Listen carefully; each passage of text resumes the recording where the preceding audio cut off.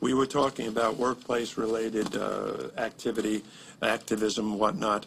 I will say this, Daren, that workplace culture affects us all. The stresses that have been felt by white, black, yellow, pink, and the professor and student and athlete and non. And this speaks to the heart of where we are in this country when it comes to labor management. And I would now say for the next couple of minutes, Daren, if you might just chime in based on what you feel about all this. No, it completely relates. I mean, it's a great segue because this recent study by Harvard and Stanford that said, you know, your job stress may be killing you. It could be taking up to 30 years off your life. When they break it down into some of the demographics, it is a higher risk of those years being taken off for minorities, and higher risk the lower the job, the pay scale, the education level. Those folks were at higher risk for workplace stress really impacting them in big ways from just a health standpoint. So, I mean, we see it factor in even into an area like this. Well, it's a big issue.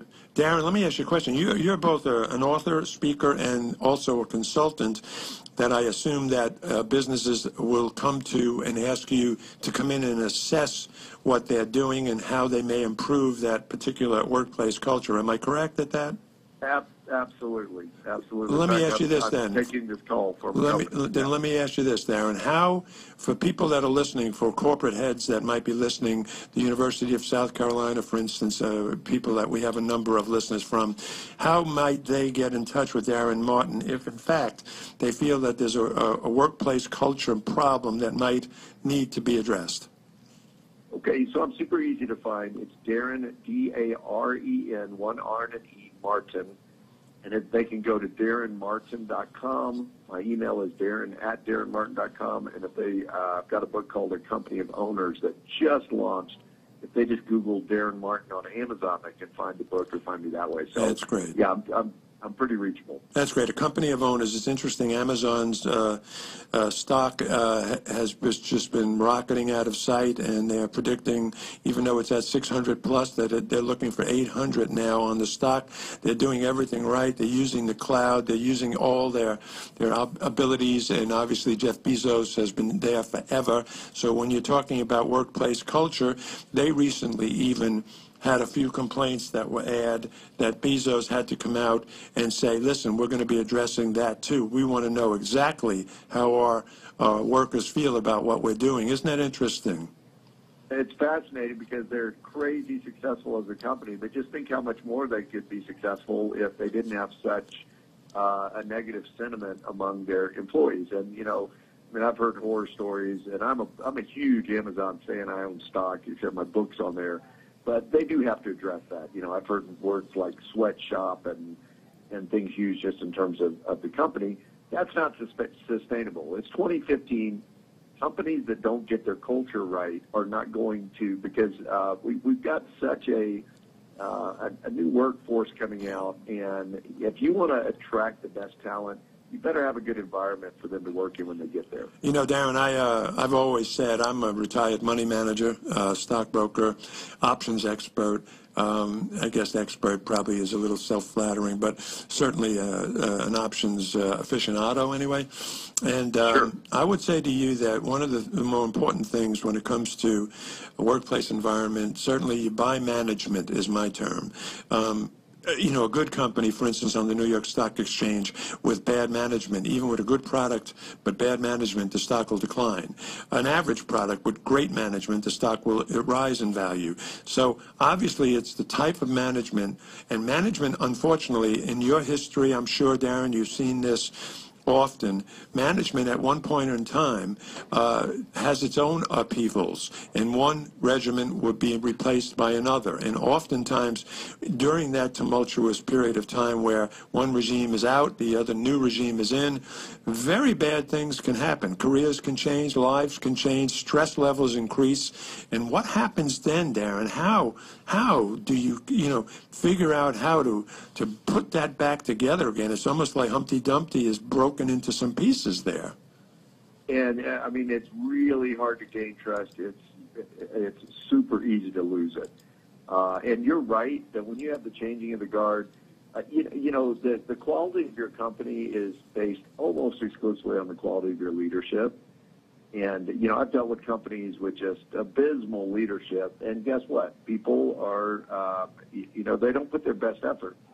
When you look at the stats, your average U.S. company has a 29% engagement rate within their employee ranks. How bad is that, Third Daren? of the workforce. That's abysmal. I mean, it makes you wonder how some of these companies are even existing. But here's the good news. Think about what, Ford Motor Company, great story. Mullally comes in there years ago, saves, helps turn the company around, changes everything about the way they did everything. They are now at an 87% approval rating within their employees. And am I correct, They Daren, in love saying that he was not a car guy to start? Not a what? A car guy to start. No. He was a CEO at Boeing, so he had to learn that industry. And now but he knew leadership. And he's got it at 87% now? Yeah. Wow. I mean, he's retired now from Ford, but that's where they are. That's where he left it.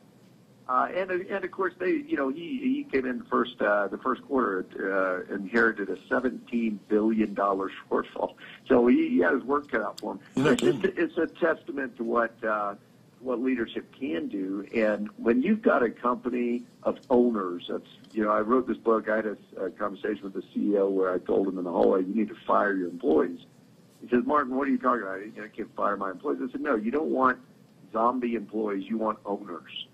What are you doing to create an owner mentality? And what are you doing to really support an owner mentality? Because there's a lot that you have to set up as a company to get that out of people.